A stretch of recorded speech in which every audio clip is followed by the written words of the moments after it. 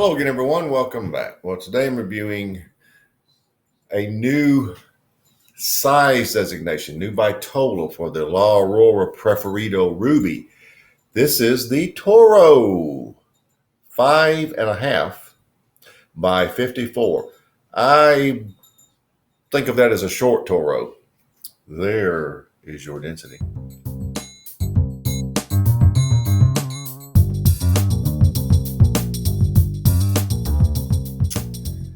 Has a nice feel in the hand for a Toro, a short Toro. It has a lot of weight to it. Now this has the same blend as the normal Preferido that's in the little shaped tubes. Actually, I'm finding out here it's a Brazilian Maduro wrapper. The binder is Dominican Piloto and the filler is Dominican. Naturally, it's from La Aurora. Let's see what else we can talk about here on this. That's kind of the long and the short of it. I mean, it's not a lot. You're familiar with the Preferido Ruby in the tubes. This is the same blend, but in a different Vitola. So let's take a look at it. And there's your designation of the band. See right there, it says Maduro right on the band. So let's get right to it. The new size designation of the Aurora Preferido Ruby, the Toro. We're going to have to remove this little band at the foot. Oh, it comes right off. Very simple. It is a nice looking cigar. Smells good. Well, here we go. Oh, yeah.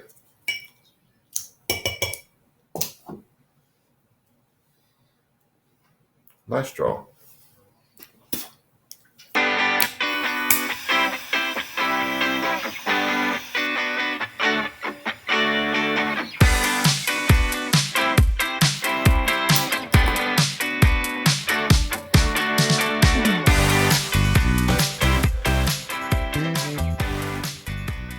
Your first flavors are a dry cedar, anise, and espresso. A ton of espresso. It is so much. But you do get the other flavors that come through. But it's like, 60-40 espresso to the other flavors. Maybe more of a gap than that. Black pepper at around a 7 at most. It's not overly peppery. You actually, the lingering black pepper is a little more than the front end.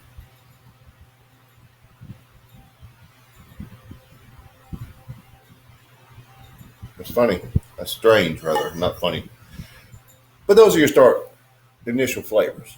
So it's quite a dark cigar. It's going to be a dark cigar. It's going to be very heavy on the coffee notes. Espresso is what. So let's just see where we go from here.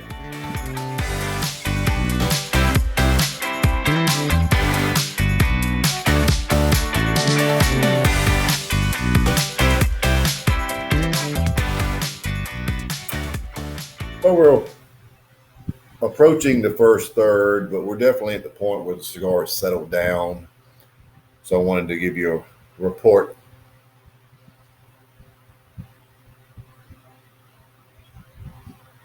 The anise is gone. The espresso is just as high as it was. So also I'm getting some dark chocolate and flashes of fudge. It's not a lot of fudge notes, but it's just some. The cedar is more of a straight cedar, and it has ever so slight amount of butteriness to it. You can taste that, but it's not like it's overly rich cigar. It's all about dark. Espresso and unsweetened dark chocolate in abundance. Medium, leaning toward medium to full because of the heavy darkness.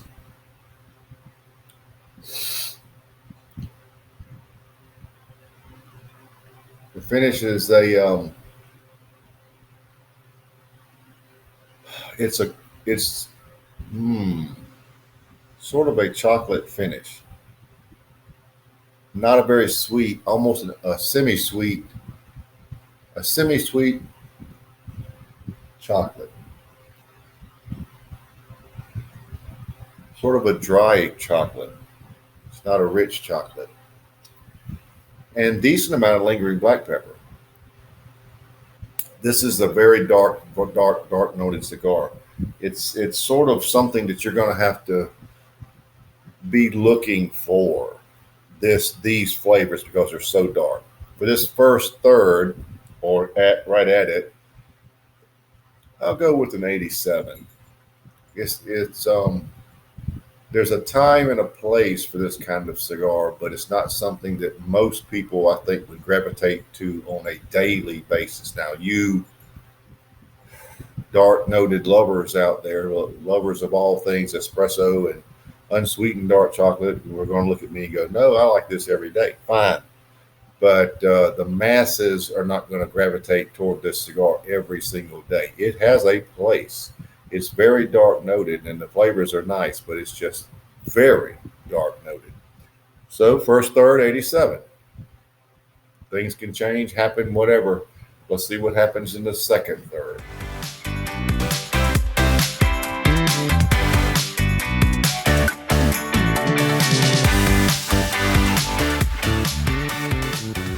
All right, that's about the second, third point. And the cedar has gone back to a dry cedar, and there's still tons of espresso and dark chocolate with very little sweetness now in the cigar. The cedar is not very sweet. Uh, those are the flavors that I'm getting, and it's still extremely dark noted. Um, I would still call it medium, leaning toward medium to full, but it's not really medium to full yet. The finish is still that chocolate, pretty much an unsweetened regular chocolate, or leaning toward dark chocolate now, and some decent lingering black pepper. With the loss of sweetness, you've got to be somebody that really likes dark noted cigars with very little to no sweetness, and this is going to drop. I'm gonna put the second third at an 85. Doesn't mean it's a bad cigar. It's just, it's not something that I gravitate toward every day, but it's very, very dark noted. Be back to wrap it up here shortly.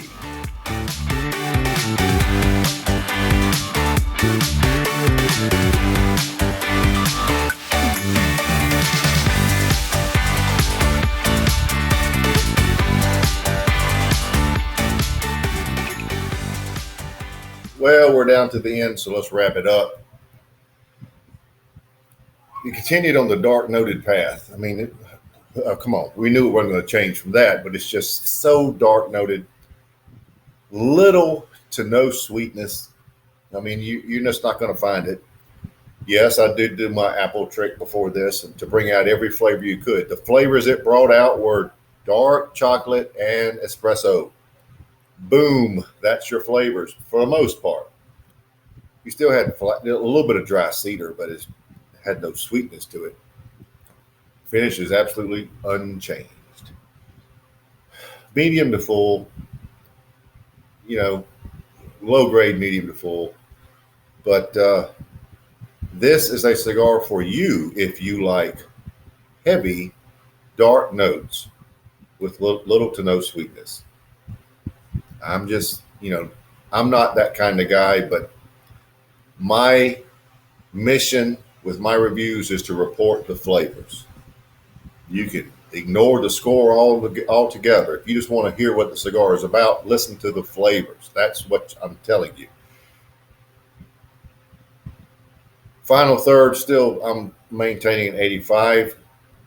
Doesn't mean it's a bad cigar. It's just so heavy on dark notes with little sweetness. It's just not something I gravitate towards. So I am reviewing it with that score. Overall score, 85. I'm going with 85. La Aurora makes good cigars. We know that. But this one in particular is just not in my wheelhouse. But The flavors I've described are the flavors you're going to get. So there you have it. The new Vitola of the La Aurora Preferidos Ruby, the Toro 85.